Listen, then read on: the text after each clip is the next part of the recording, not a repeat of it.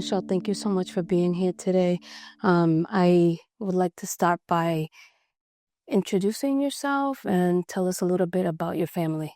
Yeah, my name is Miche'le Fonts. I have two children, Cameron and Cassidy. They are both teenagers now.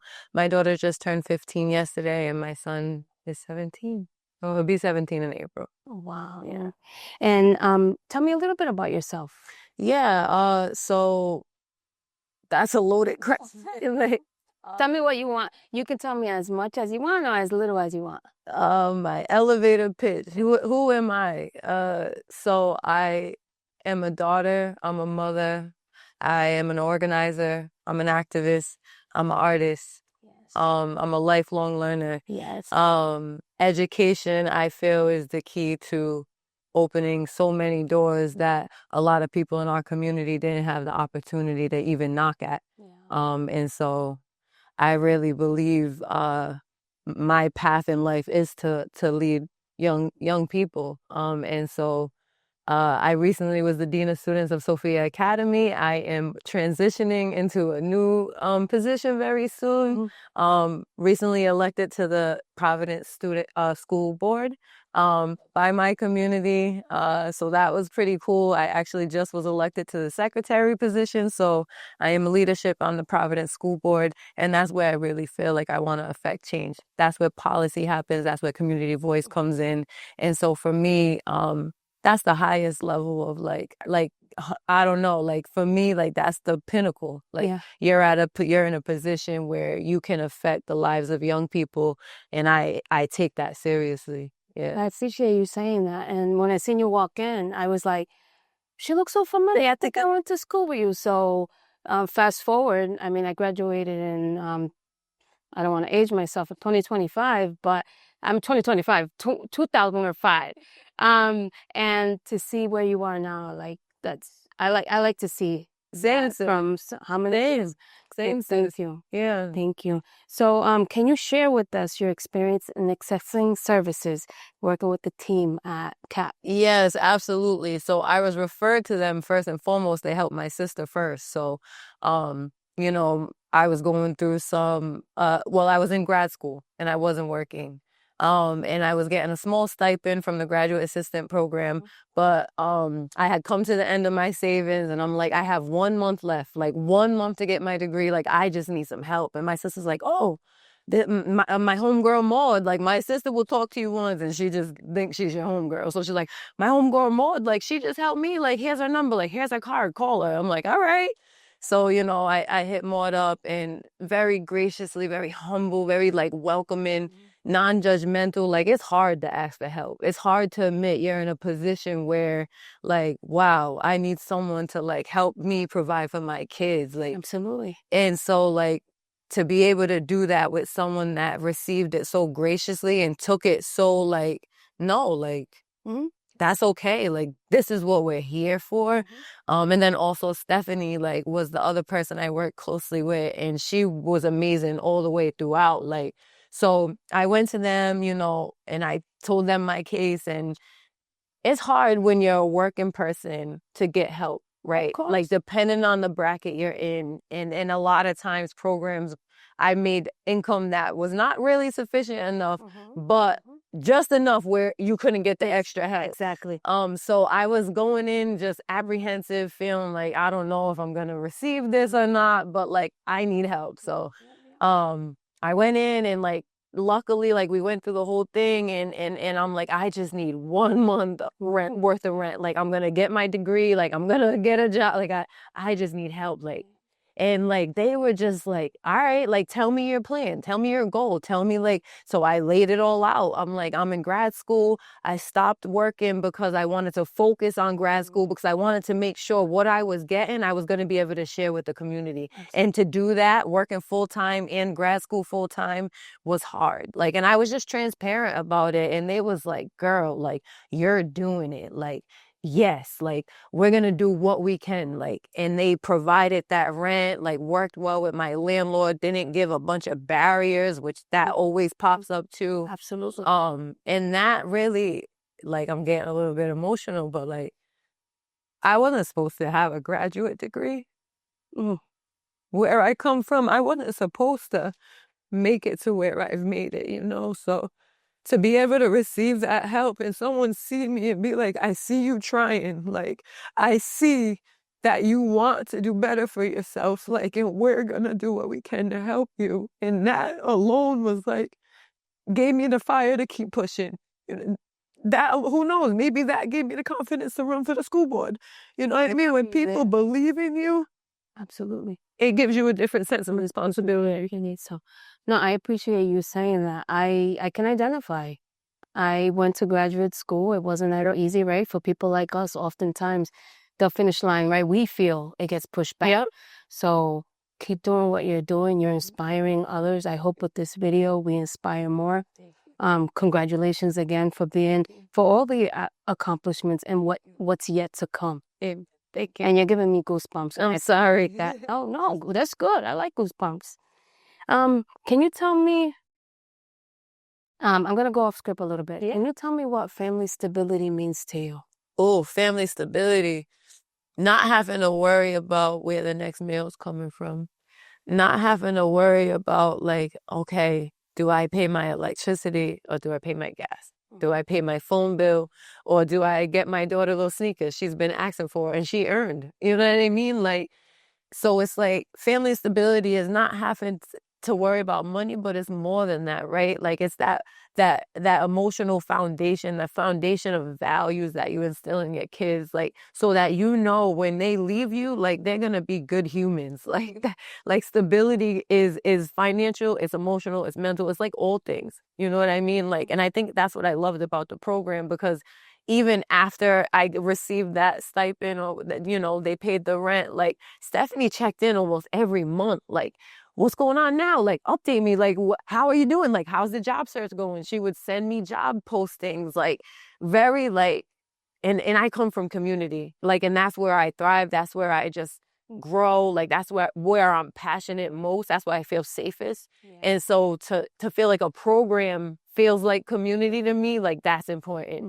And, like, that community aspect was shown because, like, she cared far after. And then even after that, she's like, we want you to be on our board. Like, come apply for our board over here. Like, and I didn't get the time thing, like, in time. But, like, yes, family stability is, like, it takes a village. Like, if you think of that mindset, like, and translate it into family stability, like, all areas have to be covered. And if it's not by you, it has to be covered by somebody. So that's our educators that we send our kids to. That's the people who drive the buses to get them to school. Like, all of that is part of family stability to me. Like, because you're ensuring that my kids and myself, I have the peace of mind to do what I have to do to make money to provide for my kids, but you're making sure my kids get to where they need to get. You're making sure my kids are knowledge, they're fed when they're with you. Like, so family stability is bigger than just like a financial gain. Like, it's like, it's emotional, spiritual, and mental. Like, and when mom needs help for 1 month, it's being able to go to a location, a community organization and be like, hey, I need help. Yeah. Without the barriers like you mentioned. Exactly. Exactly. Now, you mentioned they helped you with a rental a payment. Yeah. Can you share what other services you were able to get at the CAPP? Those are the services that I utilized. Those are the ones that I needed at the time. So I didn't like ask for further services, but Stephanie offered like food pantries, like told me about Actually, Stephanie actually dropped food off to my house. I'm tripping. She sure did. Oh my God, girl, I'm sorry. No. She brought me groceries. I did not have a car at the time. I could not make it down there to get them. She's like, girl, you know, I get out of here at this time. I'm going to drop them off to you. Like, and that's out of her job scope.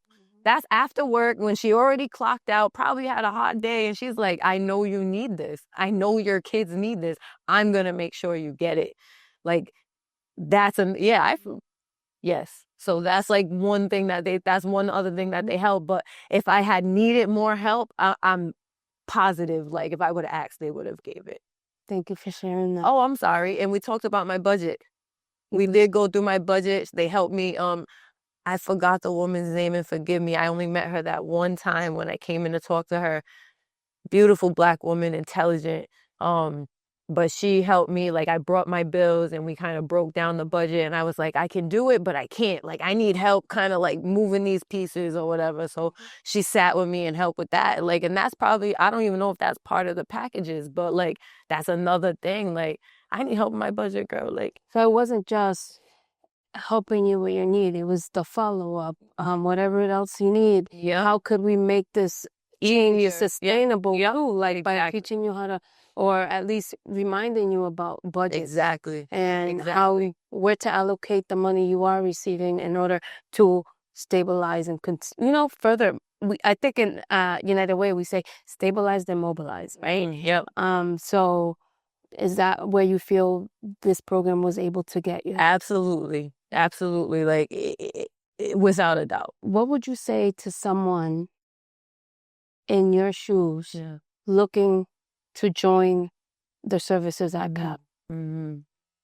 I'd say do it afraid, because again, I feel like there's this fear of asking for help, this fear of being just judged, this fear of being like, dang, I'm a mom and I should be able to do this for my kids. And if I can't, like, what does that make me? Like, so like, do it afraid. Go and ask for the help anyways, because you're going to be received with open arms. Like, there's nothing to be like my friend April Samuels, my sis, like she gave me that phrase during when I was getting my bachelor's. We was in the same school, and I'm like, I don't know if I can do this. Like, it's hard. And I'm like, I'm scared of what success means, because with success comes responsibility. And I'm like, if I succeed, I'm scared, like, what if I can't live up to those responsibilities, And she's like, do it afraid. Fear doesn't have to be something that paralyzes you. It can be something that motivates you. Like, I'm afraid to do this, but I'm gonna do it anyways. Like, so anyone who is feeling apprehension or nervousness around like reaching out for these services, do it afraid. It's okay to be nervous, but like you're going to be received with love. You're going to be received with, realness and transparency on what they can help you with and like the steps that they can provide you, and also like just like be your cheerleaders, like straight up. Like that, I felt like I had a team of cheerleaders at CAPP, like for real. I want to be your cheerleader now. You keep mentioning your bachelor's and you were in graduate school. I want the world to know what's your bachelor's in and what you going for, or I didn't know if you completed your graduate program. Yeah, so I got my bachelor's at College Unbound. Shout out to CU. I got it. They have a program, Organizational Leadership and Change. So that's my bachelor's. And then I got my graduate degree from Providence College. And I got my in urban education with a focus on restorative practices. Wow. Yeah. So I spent a lot of time after that at Sophia Academy for the past year and a half, training the staff as the dean of students, but also like training the staff in restorative practices, then tailoring restorative practices to the Sophia Academy community. And it's been a beautiful transformation to see like the community grow in the way that it had there. And so my next steps really just thinking about consulting, like packaging that restorative practices and going and bringing it to organizations, schools, nonprofits, businesses, because at the end of the day, restorative practices dismantle that school to prison pipeline. Absolutely. It takes away that punitive punishment and brings in something that allows kids to take accountability, but also reflect and learn how to move forward from conflict. But the major thing, and this is what CAPP does, like, that relationship building piece. Like, it wasn't just a service. They were building a relationship with me, and I genuinely felt that. Like, so again, like any areas that I align myself with have to align with my goals and my values as a person first. Like, and so, yeah, they got that for sure. Right. You mentioned like the fear going to ask for help, but it's also trust. Yes. Am I going to be able to trust them to help me? Right. How much information can I give? Share with them. Yeah. And you mentioned that when you reached out to CAPP, you were in your graduate program. Yes. And can you share like how important it was for you to show your children, like, mommy's going to do this, mommy is graduating, like, and all you needed was that 1 month help. Right. to accomplish that goal. Right. So can you share like how important it was for you? So for me growing up, like my mom had a high school diploma. That was like where it ended for her, you know, like, and she just worked. Like she just worked so hard. Like, and I knew like I needed to, I knew that that paper, regardless, it didn't define me, but it opened doors, like I said. Like, I never felt like my degree would give me, no, I'm lying, because there was a long point of time where I'm like, this is my unfinished business. Like, I need to get this degree to prove to my kids how important it is. And as I got into my roles and stuff, I realized like my kids need to understand that even with my master's, like they seen, it was hard to still get a job with my master's. Yes. Like, with all my experience, like still was very difficult. Like, and I strongly like tell my kids, like education really will open doors that you don't even understand. And that doesn't just mean a degree, like being in educational spaces that nurture like SEL skills, that network and bring people from the community into the school so the kids know who in their community can really like support them, who are the leaders, who can they look to outside of their parents to look for help. Like, and so I think that schools education, they provide a platform for that. And education is liberation. Education is liberation. The more you know, like the more likely you are able to liberate yourself, but not just yourself, the others around you. Absolutely. Like, and that's what I try to tell my kids for sure about education. So it's not that I got this degree, and I don't even like to lead with like, I got my degree and I like, that's like accolades that I don't care for. But the reality is getting those degrees open doors to a salary that I wouldn't have been able to access otherwise. A salary that allowed me to be able to get my family stable and even start dreaming about, wow, I could probably own a house. Like I can pay my bills month to month and not really worry too much. Maybe I should start looking into buying a house. Like, so it opens up like those like dreams that you put down in a box, very safe, that are sacred, that you're like, I don't know if I'm going to get here, so I'm not going to share it yet. But it's like, ooh, let me start unwrapping this present a little bit and get ready. And build that, like that financial wealth or generational wealth for your children. Exactly. Yep. Yeah. And I just want to say that I find it inspiring that you're bringing what you learned back to the community. Have to. You know, I'm a firm believer that bringing back what you learned back to your community really paves the way for our children.